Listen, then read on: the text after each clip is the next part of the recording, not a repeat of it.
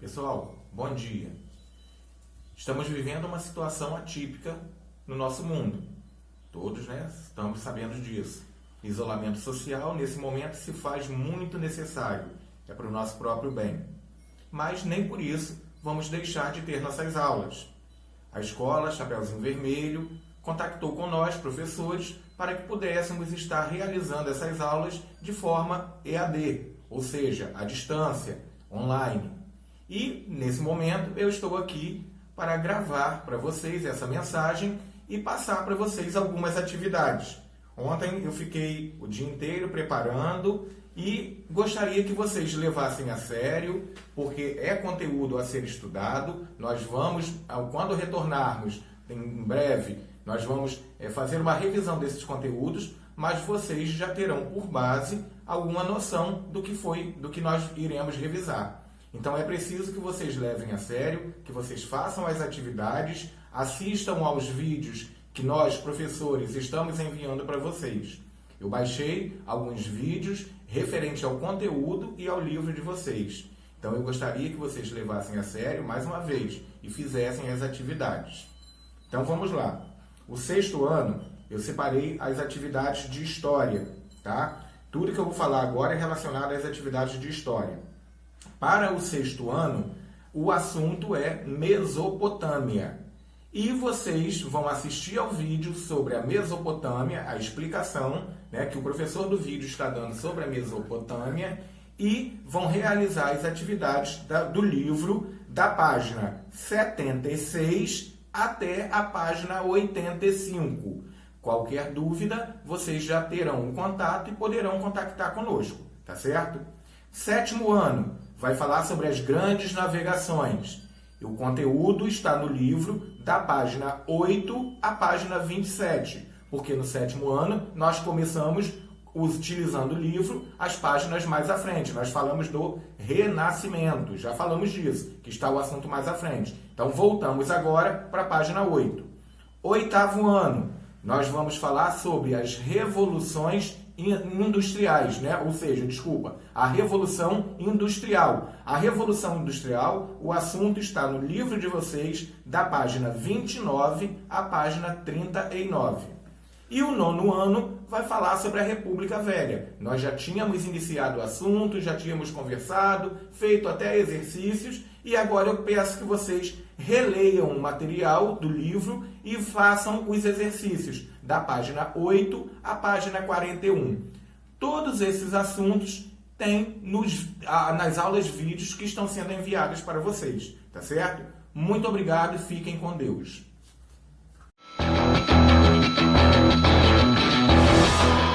Oi, meu nome é Daniel, sou professor de História. Na aula de hoje nós vamos falar sobre a Primeira República Brasileira, aquele período que foi de 1889 a 1930, e vamos entender algumas das mudanças que aconteceram com a promulgação da Constituição de 1891 e vamos conhecer algumas características básicas, principalmente da política desse período. A Primeira República Brasileira se iniciou oficialmente com a Proclamação da República, que aconteceu no dia 15 de novembro de 1889, e esse período ele se estendeu até 1930, e ele chegou ao fim com a Revolução de 1930, que colocou Getúlio Vargas no poder do Brasil.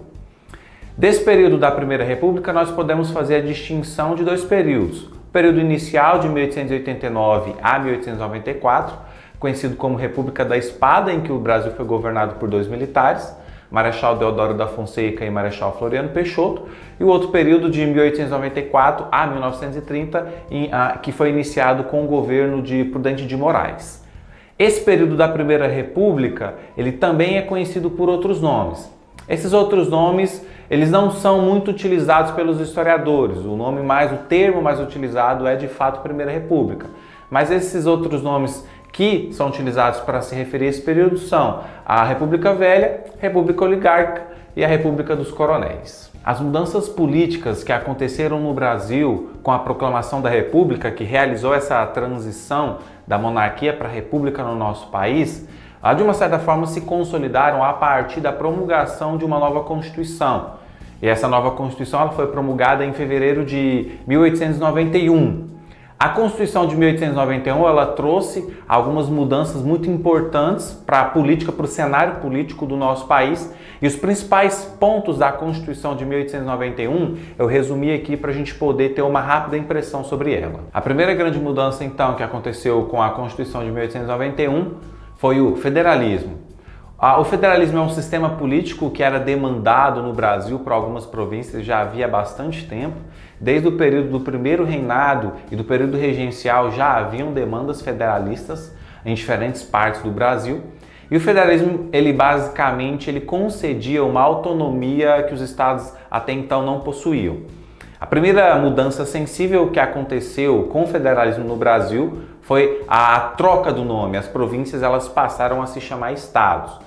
E além disso, o federalismo ele permitia com que os estados fizessem empréstimos internacionais, permitia aos estados constituir uma força militar própria, permitia aos estados fazer uma cobrança particular de impostos.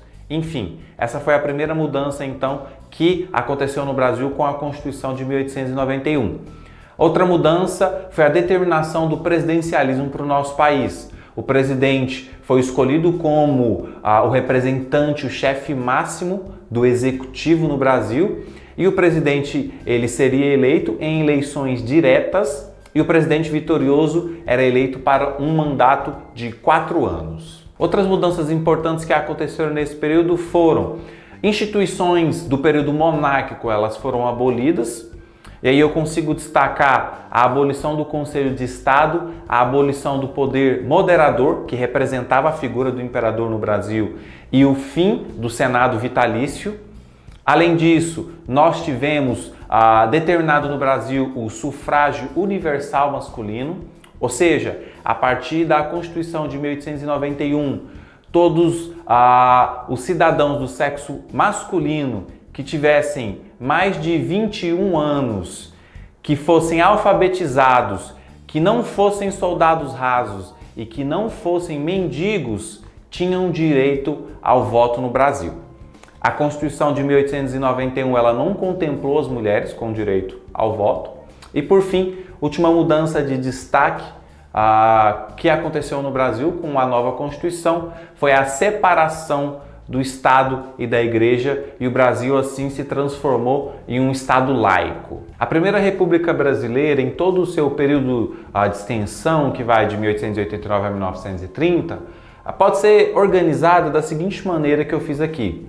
Primeiro, nós temos aí o período da consolidação. O período da consolidação vai de 1889 a 1898. É um período em que as instituições republicanas elas estão sendo consolidadas, elas estão sendo firmadas no nosso país. É um período de muita crise política e crise também econômica. No caso, a crise política está muito ligada com a crise social, né? E aí nesse período nós tivemos o acontecimento de algumas rebeliões, de algumas revoltas, tivemos uma guerra civil no sul do Brasil, tivemos uma revolta da Marinha, tivemos a guerra contra Canudos. E além disso nós temos uma disputa política, o cenário político ele não está muito bem definido no nosso país, e isso gera uma série de disputas entre os grupos, entre as forças políticas hegemônicas, que no caso desse período são as oligarquias. E nós temos também a crise econômica, que basicamente é o encilhamento, que foi um período onde a moeda do nosso país sofreu uma desvalorização muito forte e a inflação nesse período sofreu um crescimento muito alto. O segundo período é o período do auge, que vai de 1898 e se estende até 1921. Esse período do auge ele se inicia principalmente com a criação da política dos governadores ou a política dos estados que aconteceu durante o governo de Campos Salles, que se iniciou em 1898 e foi até 1902. E com a criação, com o surgimento da política dos governadores, todo o jogo político no Brasil ele começou a se consolidar, as instituições políticas elas foram se firmando. E o último estágio é o estágio da decadência, que vai de 1921 a 1930.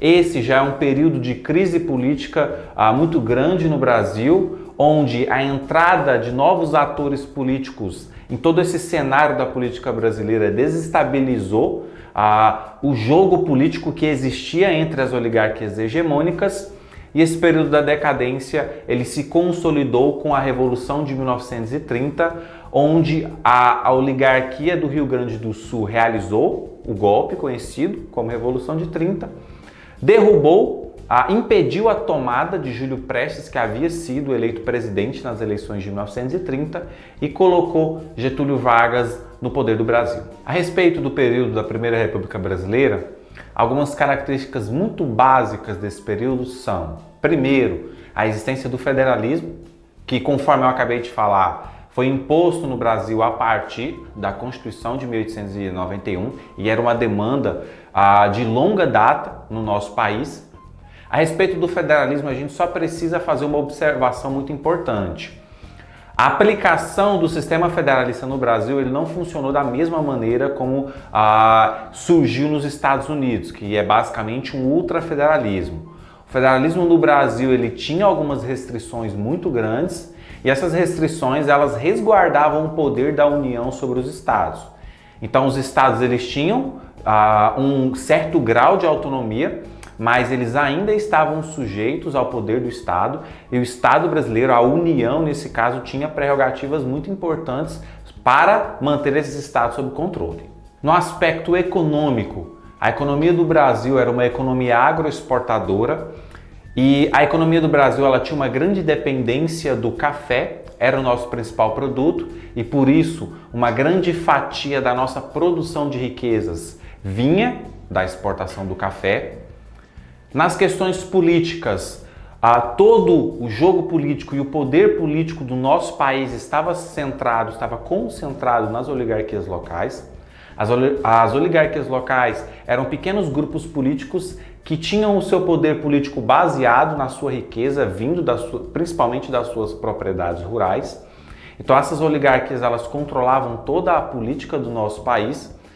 E podemos destacar as principais oligarquias do Brasil desse período, as oligarquias de São Paulo, Minas, Rio Grande do Sul, do Rio de Janeiro, da Bahia, Pernambuco, junto com a da Paraíba. Essas eram as principais oligarquias que existiam no Brasil nesse período, mas a mais forte de todas elas era a oligarquia de São Paulo. Essa concentração regional do poder que existia no Brasil por conta das oligarquias é evidenciada pelo fato de que em todo o período da Primeira República Brasileira, o nosso país não teve um partido de alcance nacional.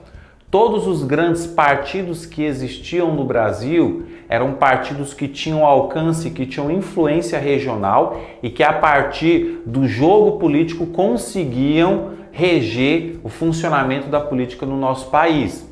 Um exemplo de um partido regional de grande influência no Brasil nesse período é o PRP, o Partido Republicano Paulista.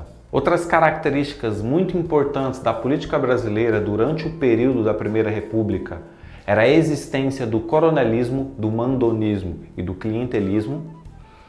As eleições que aconteceram em todo esse período da Primeira República foram muito marcadas pelo voto do cabresto, que é aquele voto onde a pessoa é coagida a votar em determinado candidato, e isso acontecia principalmente porque o voto no Brasil nessa época era não secreto, então existiam mecanismos, formas de poder controlar em quem as pessoas votariam.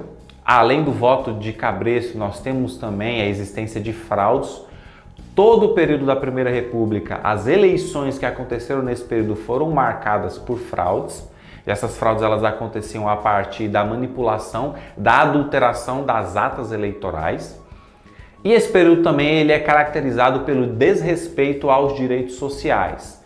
E esse desrespeito aos direitos sociais, ele gerou uma série de reações em diferentes partes do Brasil e em diferentes momentos, que foram manifestações populares e podemos destacar como, por exemplo, a revolta da vacina ou a revolta da chibata, por exemplo, que foram respostas da população e de certa ala da Marinha contra toda a ação arbitrária que o Estado exercia sobre os cidadãos naquele período. Conforme eu mencionei há pouco, todo o funcionamento da política do Brasil no período da Primeira República se consolidou a partir da criação da política dos governadores, também conhecida como política dos estados. A política dos estados ela foi criada pelo presidente Campos Salles durante o seu governo, que foi de 1898 a 1902. A política dos governadores basicamente consistia em uma troca de favores do governo federal, da União, com os estados e suas oligarquias locais. Funcionava basicamente da seguinte maneira: o governo federal, para colocar fim às disputas regionais, às disputas políticas que aconteciam nos estados brasileiros, o governo federal passa a apoiar a oligarquia mais poderosa, concedendo alguns favores e respaldando essa oligarquia mais poderosa em toda essa disputa política. E essa oligarquia deste estado se compromete a apoiar o governo federal a partir da eleição de deputados que no legislativo vão atuar de maneira a aprovar todas as medidas e as políticas que forem desejadas pelo governo federal. Com esse mecanismo, o governo brasileiro consegue consolidar o seu poder sobre todos os estados e impedir que o federalismo levasse a qualquer tipo de disputa, de guerra civil ou mesmo de separatismo. E ao mesmo tempo, essas oligarquias locais elas têm o seu poder reforçado. Então a política dos governadores é literalmente uma política de troca de favores, onde o governo federal vai favorecer uma oligarquia local e essa oligarquia local vai retornar apoiando o governo federal do legislativo. Claro que esse apoio que essas oligarquias faziam no legislativo acontecia principalmente por conta da manipulação das eleições. Então, para que esse jogo, para que esse acordo político fosse viável, era necessário que os candidatos certos fossem eleitos. E aí entra a importância da figura do coronel. Era exatamente o coronel que iria garantir que os cidadãos sobre a sua jurisdição iriam votar em determinado candidato. Se isso não fosse suficiente, existia aí o mecanismo de manipular as atas eleitorais, e as atas eleitorais manipuladas aconteciam exatamente para favorecer determinado candidato em detrimento de outros. Outro conceito muito importante que é utilizado pelos historiadores para se referir a uma prática política que existia durante o período da Primeira República é o conceito da política do café com leite. A política do café com leite basicamente consistia em uma união das duas oligarquias mais poderosas do Brasil nesse período. A oligarquia que representava o estado de São Paulo e a oligarquia que representava o estado de Minas Gerais.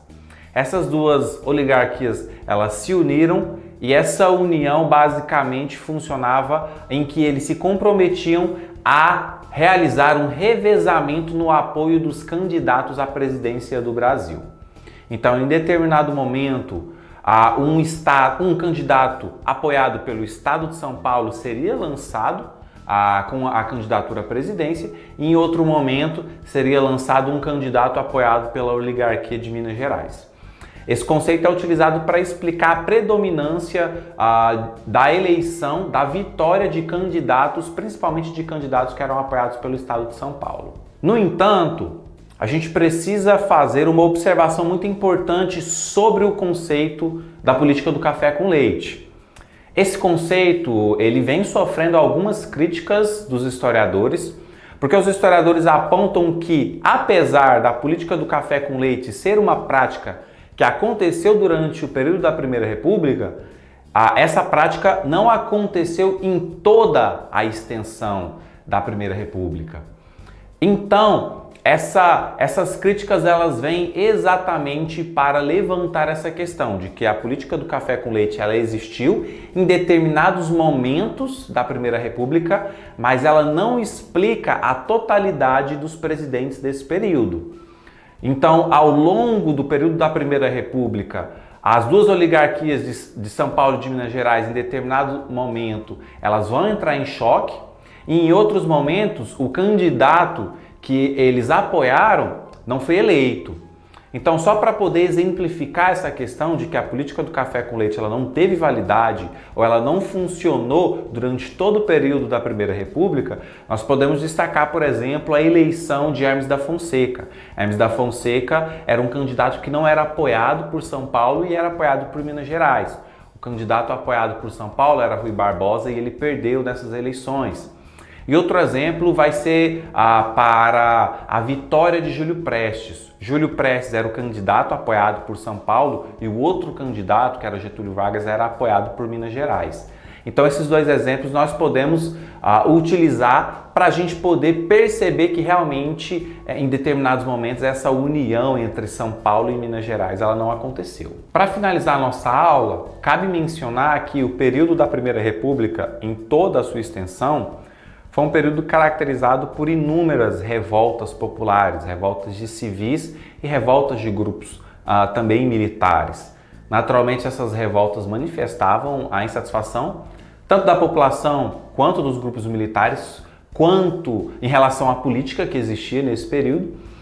E alguns exemplos que nós podemos citar de revoltas que aconteceram em diferentes momentos da Primeira República são, por exemplo, Canudos, que aconteceu na Bahia, a Revolta da Vacina e a Revolta da Chibata, ambas que aconteceram na cidade do Rio de Janeiro, a Guerra do Contestado, que aconteceu ali em uma região disputada por Paraná e por Santa Catarina, a insatisfação dos militares que levou ao surgimento do tenentismo e a existência da coluna Prestes, que era liderada por Luiz Carlos Prestes, e também o cangaço, que aconteceu aí em diferentes regiões do Nordeste brasileiro.